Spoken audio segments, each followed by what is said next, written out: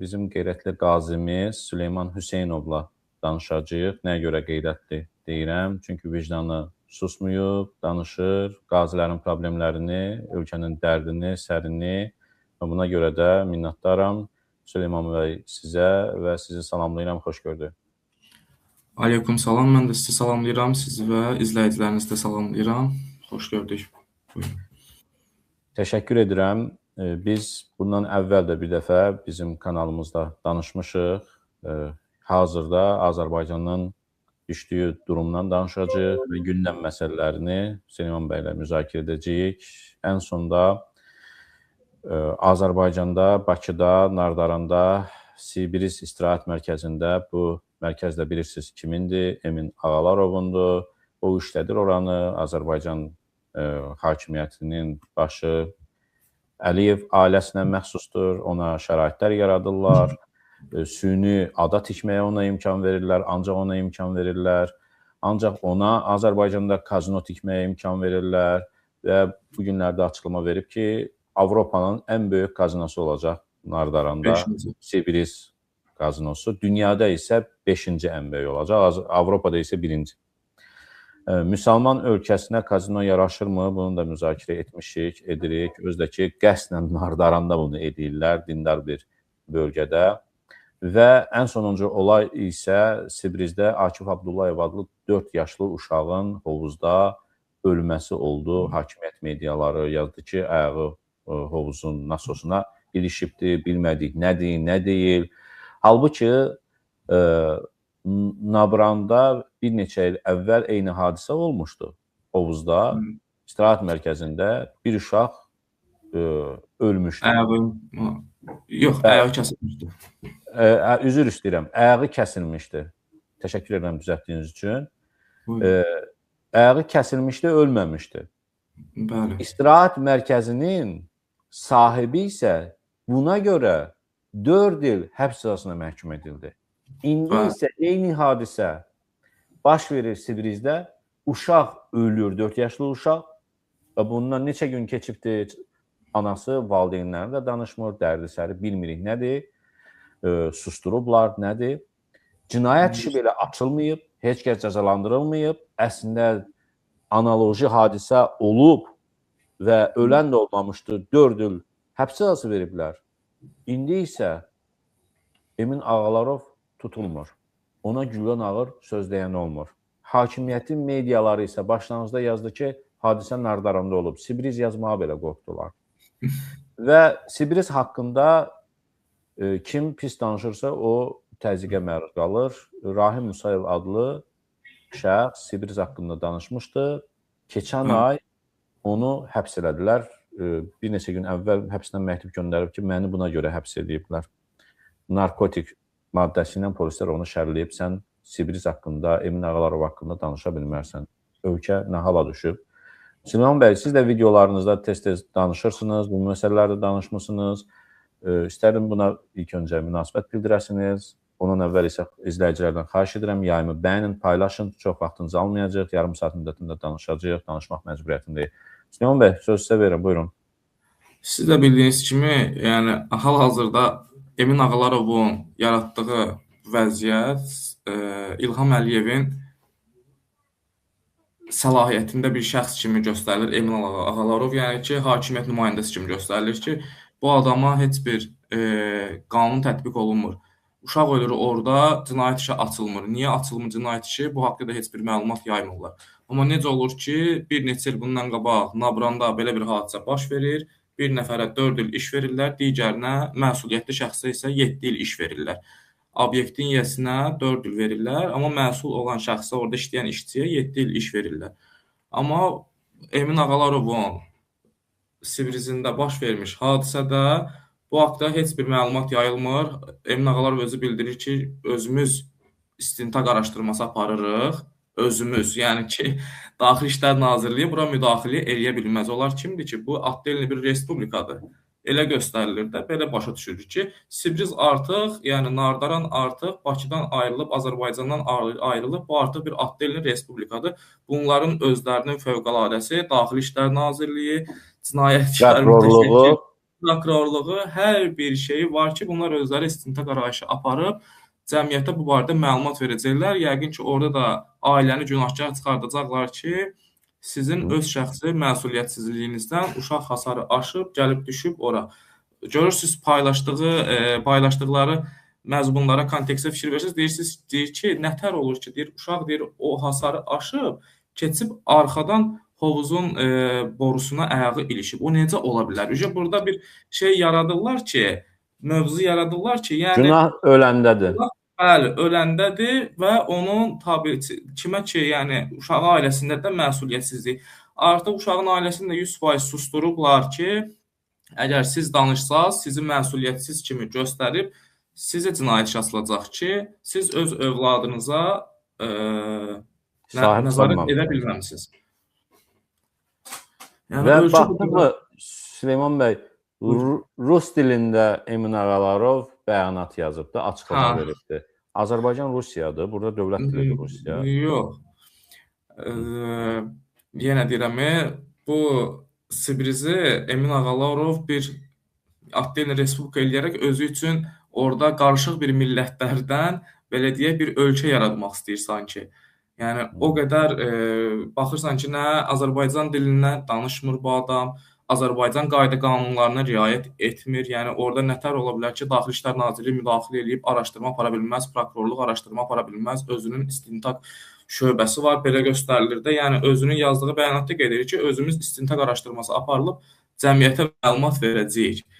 Bu necə ola bilər? Yəni deməli belə başa düşülür ki, artıq özü üçün bir ölkə kimi adanı ölkə eləyib özü üçün. Adlı elini bir ölkədir. Ölkənin də dövlət rəsmi dili rus dilidir. Rus dilidir, bəli. Görmədiniz siz bu bağışlayın, yəni bu yaxınlarda sel daşqınları baş vermişdi, şeydə də Rusiyada da, Dağıstan tərəfdə. Emin Ağalarov həmin vaxt Azərbaycanda da, Bakıda da baş vermişdi. Yağış nəticəsində sel daşqınları baş vermişdi. Emin Ağalarov Azərbaycana heç bir yardım etmədi, amma Dağıstana neçə milyonsa yardım pul göndərdi. Deməli belə başa düşülür ki, Sibriz artıq Rusiyanın tərkibində olan bir yarım ada Atdelin Respublikadır. Valla təkcə mən Rusiya aidiyyət etməzdim. İsrailə aidiyyatı da var, Orta Asiya ölkələri Qazaxıstan aidiyyatı var, Türkmənistan aidiyyatı var. Çünki həmən ölkələrin dövlət başçıları, prezidentləri Azərbaycana gəlir, İlham Əliyev onları aparır Sibrizə, oradan bir pay verir, bölüşdürüb, Nardaranı, Sibrizi bölüşdürüb. Bilmirəm indi həmən ölkələrin, Orta Asiya ölkələrinin, İsrailinmi, xoşuna gəlməyə mi çalışır, yoxsa onların gözünə, qaşına mı vurulubdur? Amma qarşılığında nələrsə alır.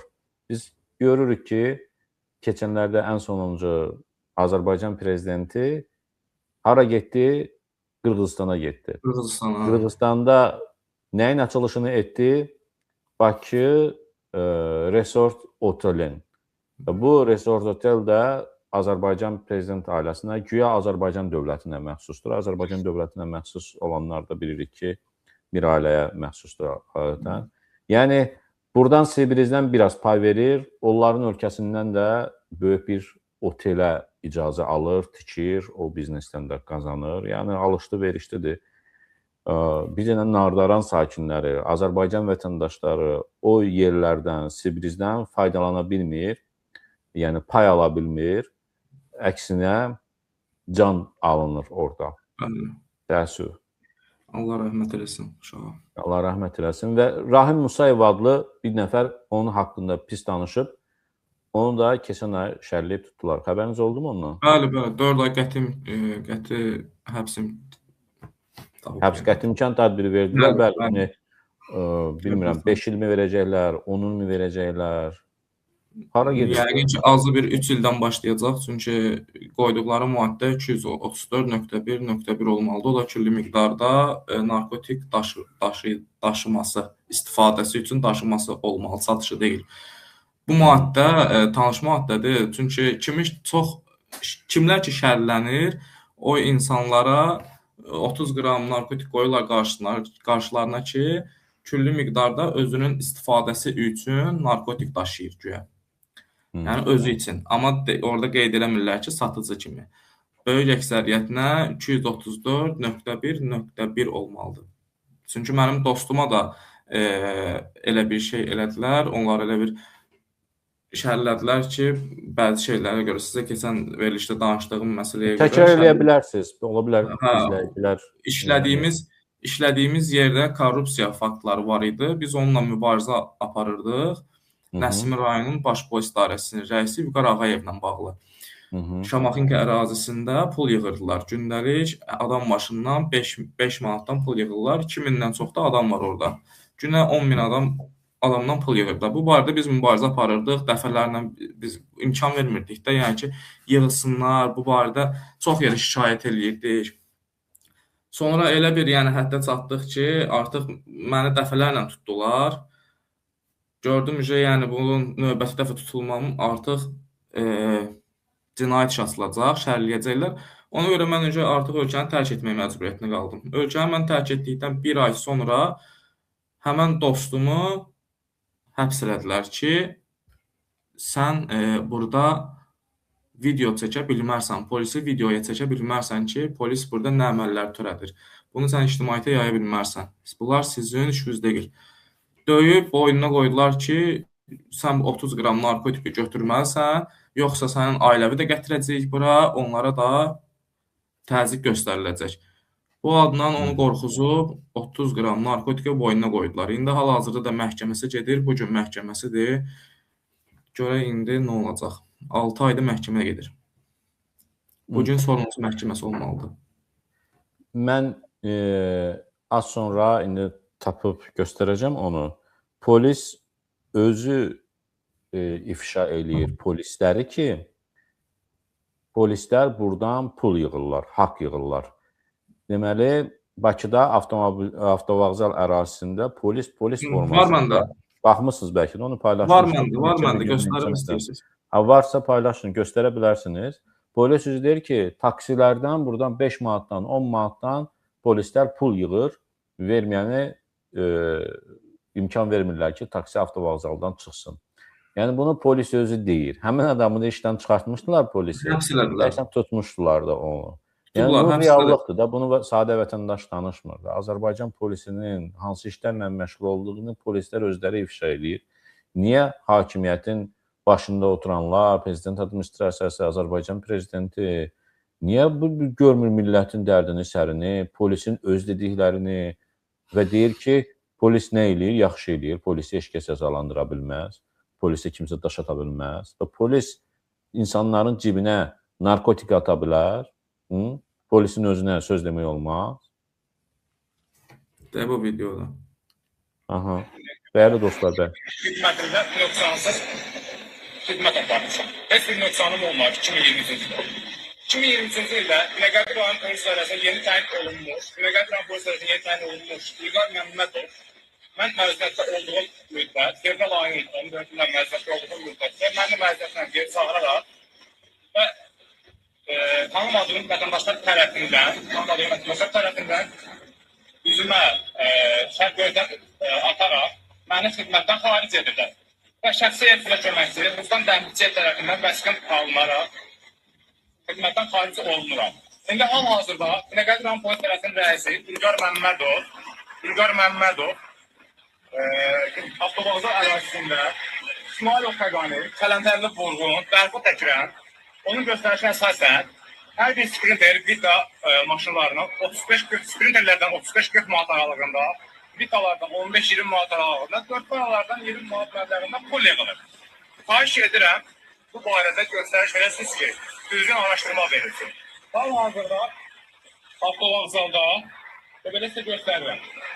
Hər bir tərəf Vitadır. Qanunsuzluq baş alıb gelir. Nə üçün mən tanımadığım şəxslər tərəfindən İlqar Məmmədovun göstərişi ilə mən xidmətdən xaric olunuram. Xahiş edirəm, bu barədə göstəriş verəsiniz, düzgün şəkildə xidmət qurulsun. Və sizin dostunuz bu polisin sadəcə dediyini normal ilə deyib deyə həbs ediblər, elə mi? Bəli. videoya çəkmişdik, orada pul yığmalarını, sonra polislərin insanlara təzyiqlərini ki, məcbur verməlisən. Videolarımı mənim həbs olunanda videolarımı sildilər bir neçələrini. Amma indi bəziləri qalıb hələdə növbəti dəfə paylaşımları da paylaşacağım zaten və yeni videolar da olacaq ki, orada yenə bu fəaliyyət davam eləyir. Tək Şamaxın ərazisində deyil.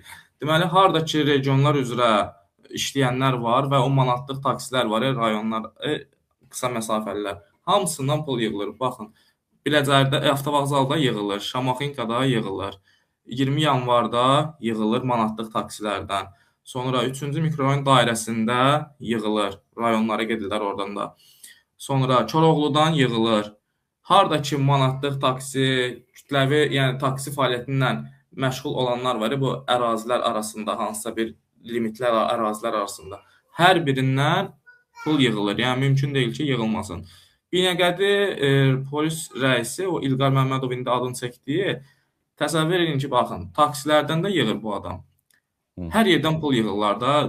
Yəni ev tikmək istəyir Binəqədidə kimsə, polisə azı 5000 pul verməlidir. Polisin ev tikməyə nə aidiyyəti var, mən bilmirəm. Yəni nə bir fəaliyyət göstərir ki, polis orada nə köməkli, nəsə bir sənəd mi verir, nə verir bu ki, burada icazə verirəm sənə tikməyə.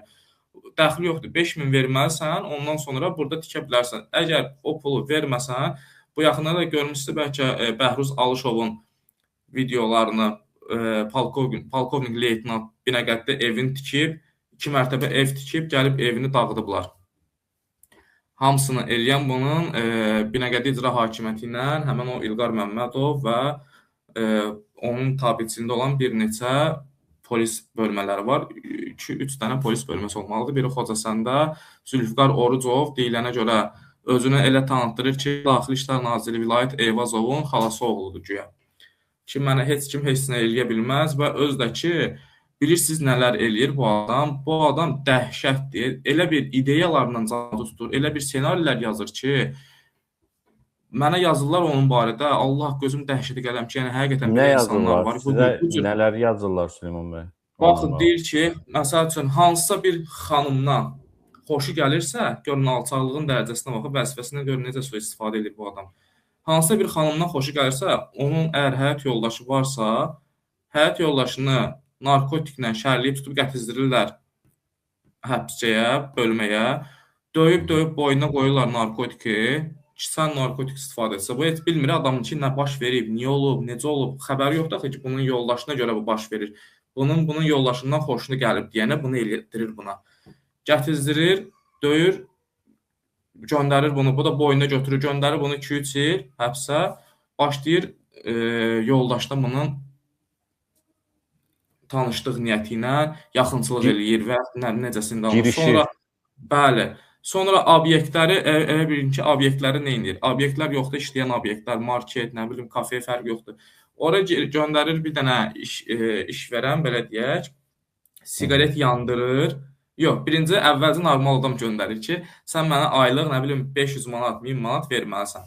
Bu razı deyilsə əgər, sonra bir dənə işverən göndərir ora, bir dənə siqaret yandırırlar kafedə və yaxud marketdə, taraf bu tərəfdən polis girəcək ki, sən burada siqaret çəkmək olmaz. Qəti qadağandır, bağlı qapalı yerdir, 500 manat cəriməsi var, 300 manat cəriməsi var. Müdiriyyəti götürüb aparırlar polis bölməsinə. Bu səfər Zülfüqar Orucov oradan o tas qoyur ki, sən mənə aylıq ya bu pulu verməlisən, ya da verməlisən, yəni mümkün yoxdur. Bir neçə dəfə belə eləyəndən sonra nə edir? Deyir, aylıq vermə. Obyekt nə qədər işləyirsə ayda, neçə manat pul işləyirsə, onun 50% mənim, 50% sənin. Qudurmuşluğun dərəcəsinə baxın. Görün, yəni insanlara necə vəzifələrindən sui-istifadə eləyib. Nə bilim, nə ad verəsən bunlara bilmirəm, Allah. Adam sonra deyirlər, biznes inkişaf eləmir. Eləməyəcək də. Xırda biznes, orta biznesi polis sıradan çıxardanda, sıxışdıranda, ona şərik olanda, faiz tələb edəndə, haqq tələb edəndə inkişaf etməyəcək də. Azərbaycanda polisin sadəcə dəymədiyi, dəyə bilmədiyi bizneslər var. Hə, o da ki, məsələn, Sibirizdir, Sibiriz kimilərdir. Bu hakimiyyətin yekələrinin nəzarətində olan, ailənin nəzarətində olan, nazirlərin nəzarətində olan obyektlərdir ki, polis onlarla yəni xoş davranır, davrana bilmir. Polisin də girə bildiyi yeri var da, kol var. O bilir ki, bura onun girdiyi kolluq deyil, girmir. Kimdir onun girə bildiyi kolluq? Yazıq orta və kiçik bizneslərdir, və yəni bunu əvvəllər danışmışıq biz Süleyman bəy, dəyərli izləyicilər. Polis niyə belə vəhşidir bilirsiniz siz? Polis istəsə, özü istəsə yox ha. Azərbaycan hakimiyyəti, prezident administrasiyası, prezident ailəsi istəsə, polis quzu kimi olar, vətəndaşlarla da gözəl davranar. Polisin maaşı normaldır. Hansı bir müəllimi, həkimi, digər deyək ki, büdcədən maliyyələşən təşkilatların işçiləri polis qədər maaş alır. Yox, heç biri. Polis yaxşı da maaş alır. Bəs niyə belə eləyir? Çünki hörməti də var. Qorxuya görə. Hara gedir, hər şey olar, pulsuz. Gedib oturub hansısa bir obyektdə yemək isə, vallahi, yəni onlar hörmət naminə onlara pulsuz verəcəklər. Yəni digər şeylər də var da, istifadələr də var bunların. Tək maaş deyil, maaşdan tək dolanmırlar, başqa şeylərdən də dolanırlar. Yəni hörmətdən istifadə eləyib, paqonundan istifadə eləyib, başqa şeylərdən də dolanırlar onlar. Buyurun, bağış. Amma polisə tələb olunur, polisdən tələb olunur ki, sən yuxarıya pul çatdırmalısan. Polis serjantdan nəzərə tutmuram mən. Polis sistemindən, Daxili İşlər Nazirliyindən tələb olunur ki, sən vətəndaşa pis davrana da bilərsən. Amma yuxarıya Heydər Əliyev fonduna pul çatdırmalısan sən. Heydər Əliyev fondu orada güya bir məktəb tikib, burada bir bağça tikib. Ay deyirlər, Şuşada otel tikib. Bu pulu Heydər Əliyev fondu hardan alır? Bir dəfə hesabatlılıq, şəffaflıq var, açıqlıq var ki, Heydər Əliyev fondunun gəlirləri bax bunlardır. Yox, bax o gəlirlərin bir hissəsi və ən böyük hissəsi polisdən gəlir. Polisdə yığılan rüşvət pullarından, vətəndaşı əzmə pullarından gəlir. O pullar yığılır, katyol var adlanır və ona da hal-hazırda adını unutmuşam, Daxili İşlər Nazirliyi bir nazirin, Vilayət Eyvazovun bir mavini var. Səhv etmirəmsə, Oktay Kərimovdur ya. O baxır bu işə. Polisdə yığılan pulları toplayır, hər ayın başı Heydər Əliyev fonduna çatdırır. Yəni, istəsələr polis quzu kimi olar. Niyə Ermənistanda polis normal polis olub, Gürcüstanda normal polis olub, Azərbaycanda ola bilmir? Siyasi iradə lazımdır. Ermənistanda polis naziri qadındır, gənc bir qadındır. Birinci bir Paşinyan baxır ki, mən bunun başına, bu idarənin, bu nazirliyin başına bir normal dürüst adam gətirim. Birinci mənim öz niyyətim əgər doğru, dürüstdürsə, istəyirəm ki, polisi təmizləyimsə, onun başına yaxşı adam gətirməliyəm. İlham Əliyev isə polisin başına kimi gətirib? Vilayət Eyvazovu. Vilayət Eyvazovu bütün el tanıyır, millət tanıyır, dünya tanıyır kimdir. 2003-cü ildə Azadlıq meydanında vətəndaşı əzən, özü banditliklə məşğul olub, həqiqi banditliklə, reketliklə məşğul olub. Naxçıvanda bazardan pul yığan olub, bu reketliklə pul yığan adam olub. Bu nətər nazir ola, polis naziri ola bilər? Bu polis naziri olursa, polis nətər yaxşı ola bilər? Bütün bunlar zincirvarıdır. Bu hakimiyyətə belə adamlar lazımdır. Yalnız ki, insanları əzib, pul ala bilsinlər, yığa bilsinlər. Yumuşaq adam bu hakimiyyətə, mehriban adam, yəni ki, insancıl adam, demokrat adam bu hakimiyyətə sərf eləməz axı. Ona görə də Vilayət Eyvazov kimlərini gətirib qoyublar. Özü də deyirlər ateistdir, yəhudidir, nə bilim. Adam ateist ola bilər, vicdanlı olsun. Bilirəm, təbii ki. Adam xristiyan da ola bilər, müsəlman da ola bilər. Yəni insanın dini də, adamla bədən əxlaqsız da ola bilər. Amma sən yəni də adamla nazirsənsə, lap sən gey də ola bilərsən, transseksual da ola bilərsən. Onsuz da Ramil Usubov barəsində bunu deyirlər. Keçmiş polis naziri barəsində hakimiyyətdə oturanlar hamı bilir ki, o transseksual idi, Ramil Usubov. Buna görsən heç ya mən, ya Süleyman, ya başqa biri kimsə bundan lağ eləyib. Şəxsi həyatda özü bilər. Avropada transseksual nazirlər də var. Elə baş nazir var ki, transseksualdır. Amma bu onu millətə göstərmir və yaxud da öz transseksual deyək ki, sevgilisini gətirib özünü nə bilim, baş nazirin müavini eləmir, vitse-prezident eləmir, ya nə bilim, hər hansı bir vəzifə vermir. Onu öz həyatında saxlayır, vətəndaşa, millətin qayğısına qalır. Əsas məsələ budur. Yəni, mən belə düşünürəm. Mən o barədə demədim. Nəyə görə dedim? Deyim sizə. Mənə bir adam bir məlumat vermişdi ki, deməli, Vilayət Eyvazov düzülüş vaxtı forma baxışı, o baxışı olur, yoxlayırlar, üzü təmiz, nə bilim, forması yerində belə bir baxış keçirilir. Keçirilən vaxtı bir orada bir zabitə deyib, nə yaxşı, sən qaydasında da hər şeyin, nə bilim nə, bundan sonra da belə davam eləyər. Zabit də qayıdıb ki, inşallah Vilayət bəy, yaxşı olar. Bu da buna təhqir edib ki, sən mənə inşallah deyə bilmərsən. İnşallah nədir? Sıradan qovuluyub. Yəni, o mənada demək istəyirəm ki, yəni ateistsənsə də, yəni insanların qarşı tərəfin dininə hörmətlə yanaşmalısan. Azərbaycanda sizə bilirsiniz ki, bir çoxu müsəlmandır, istəyir dində, polis orqanında, istəyir digərlərində də var, hər bir yerdə var. Yəni, bu inşallah dediyinə görə bu adamı sıradan qovlayıb. İnanıram. Nə qədər doğrudur. Olmaz axı, yəni insanların dininə. Bu da bir növ bunu da göstərir ki, hakimiyyətin yəni istəmirlər ki, müsəlman çoxalsın. İslam dini ibadət edən insanlar olmasın. Yəni bu yaxınlarda yəni Çevik adında adam çıxıb belə bir çıxışlar, Allah yoxdur yazması, bunlar hamısı bu hakimiyyətin bir proyektidir, mən belə düşünürəm. Çünki heç bir adi bir vətəndaş çıxıb İslam dinini təbliğ eləsə ki, Allah var, Allah belə, bu İslam barədə danışsa, o adamı həmən həbs edəcəklər. Bəs niyə bu insanı həbs eləmirlər? Bu insan da bir dini təbliğat eləyir də, hər kəsi ateizm adı ilə dəvət eləyir. Allah yoxdur yazır, ateizm adına dəvət eləyir. Niyə buna bir tədbir görülmür? O Çeviki tutmadılar, yoxsa tutub 10 sutka həbs veriblər. 10 sutka həbs verib, çoxdan buraxıblar. Yenə çıxıb öz fəaliyyətindən, yenə yazıb ora Allah yoxdur, olmaz. 3 dənə də nidanı qoyub və çıxanlar da bir-biri ki, sübut elə ki, Allah var. Bu, bilirsiniz, bu bir təxribat deyə gedir.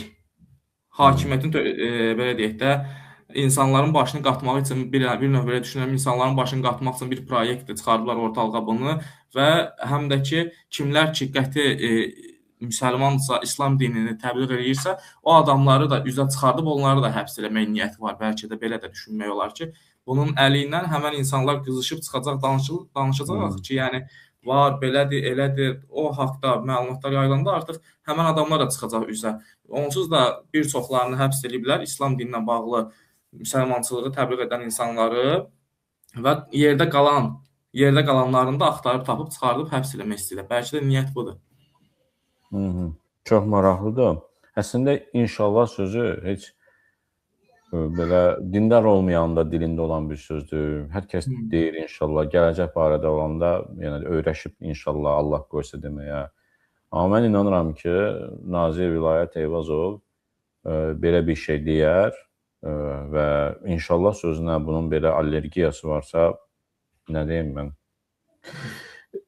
Süleyman bəy, sizin deməli, keçmiş Əmək və Əhalinin Sosial Müdafiəsi Naziri haqqında, hazırki Maliyyə Naziri haqqında bir videonuzda qarşıma çıxdı. Sahil Babayev, Babayan deyirlər.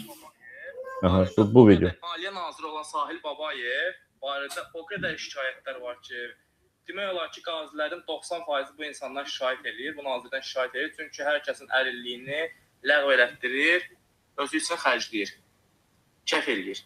Onların pulu ilə ailəsinə, yaxınlarına nəsə alır, gedir istirahət eləyir. Qazilər isə burada əlilliyi ola-ola əlilliyini təsdiq edib pensiyasını ala bilmir. Sahil Babayev, buna baş əyməyəm, Sahil Babayev, haqqımı verəyəcən. Mənim balam vardı, sənin balan Dubay'da kəbəlir alacaq. Sənin kişiliyin yoxdur, şədən bura. Aləm dağılır, aləm uşağım vardı, Sahil Babayev, kişiliyin açış bura. Sahil Babayev belə bir video yayılıb. Burada musiqi vardı, nefrə vermirəm. Amma Əmək və Əhalinin Sosial Müdafiəsi Nazirliyində dırnaqarası o qədər uğurlu işlər gördü ki, cəmaət dedi, ki, bunu yəqin çıxardarlar da bu vəzifədən də. Çünki cəmaatın dərdi ilə, səri ilə maraqlanmayıb, əlillərin, qazilərin pullarını kəsib və nifrət qazanıb, 7-dən 77-yə hamı onu nifrət edir. Yəni, sanki Mirşahin Ağayevlə paralel rəqabətdə idi nifrət qazanmaqda. Mirşahini söyənlər qədər Salih Babayevi də söyürdülər. Amma dedilər, prezident dedi ki, yox, millət heç nəyi bilmir, amma mən bilirəm, onu əksinə daha da mükafatlandırıb Azərbaycanın bütün pul sistemini, maliyyə sisteminin başına onu gətirib maliyyə naziri eləyirəm. Bu nə idi? Mən o videonu paylaşandan sonra, yəni onun barədə çox da belə biraz da yəni məlumatım yox idi, onun ailəsi barəsində, onun yəni öz keçmişi barəsində.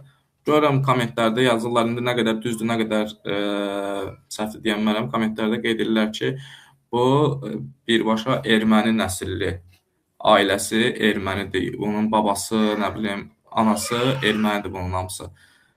Yəqin ki, ona görə çünki Azərbaycan hakimiyyəti ermənipərəstdir. Niyə Qarabağ döyüşçülərinin, bəs qazilərin əlilliyin kəsirlər, onlara heç bir yardım eləmirlər, bu qədər qazi özünü yandırdı. Çünki erməniyə güllə atıb ona görə. Başqa cür düşünmək mümkün deyil bu yolu. Erməniyə güllə atıb, düşmənə güllə atıb, gəlib əgər burada öz vətənində bu adama sən heç bir yardım eləmirsənsə, bu adam özünü ailəsinin yanında aciz hiss eləyirsə, uşağının yanında özünü aciz hiss eləyib, gedib özünü öldürüb, asır, yandırırsa, deməli burada problem budur. Başqa bir mövzuya düşünmək olmur ki, deməli sən erməni pərəstsən ki, sən Erməniyə bu adam güllə atdığına görə, top atdığına görə sən bunu burada cəzalandırırsan. Başqa bir şey düşünmək olar, yox. Çünki bundan qabaq da, bu müharibədən qabaq da yadınızdadırsa, yəni insanlar yalnız bu problemi qoyurdu ortalığa ki, yəni Qarabağ problemi həll olunmalıdır, Qarabağ problemi həll olunmalıdır. Bu da 2020-ci ildə artıq başladı.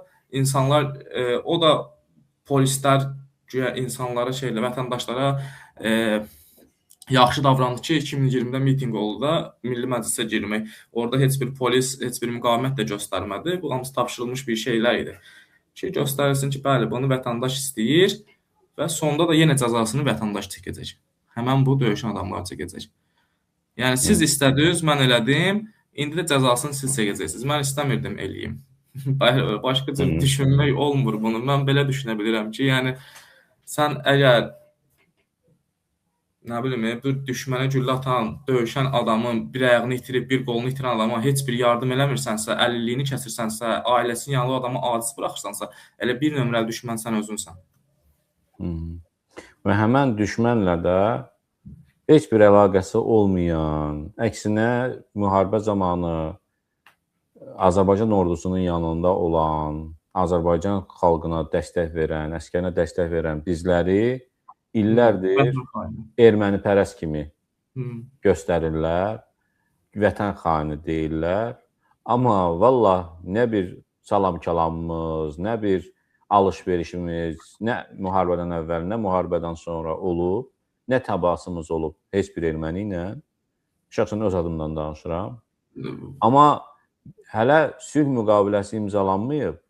Alışlar, verişlər, görüşlər, gəlişlər, gedişlər. Baxdınız da Azərbaycanın deməli prezidentinin köməkçisi getdi Ermənistana, baş nazirin müavini getdi Ermənistana, partapart vaqonlarla Ermənistana neft daşınır, benzin daşınır, oradan o alınır, bu alınır, təzədə qərar qəbul olunub, Ermənistanın mallar alınacaq.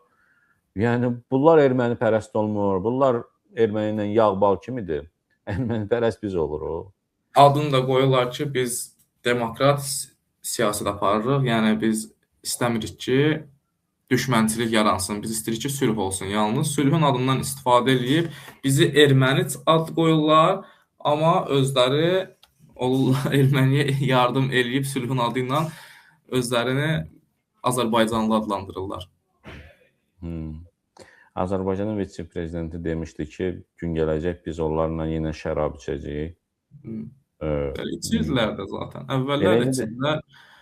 Biz yəni müharibə şəraitində olanda da içiblər, bizim xəbərimiz olmayıb. İndi də daha açıq-aşkar içəcəklər. Təəssüf ki, ölkəmizi belə insanlar idarə edir. Vətəndaşa qağı göstərən hakimiyyət yox, vətəndaşın əleyhində olan hakimiyyət var. Süleyman bəy, sizə təşəkkür edirəm danışdığınız üçün. Bir qazi olaraq digər qazilərin problemlərini dilə gətirdiyiniz üçün və sizi efrimdə görməkdən şadam. Çox minnətdaram sizə. Sağ olun bəy. Mən də şadam. Özünüzdə müvəffəq olun. Bütün izləyicilərimiz də sağ olun. Təşəkkürlər. Sağ olun. Növbəti dəfə görüşənədək. İnşallah. İnşallah.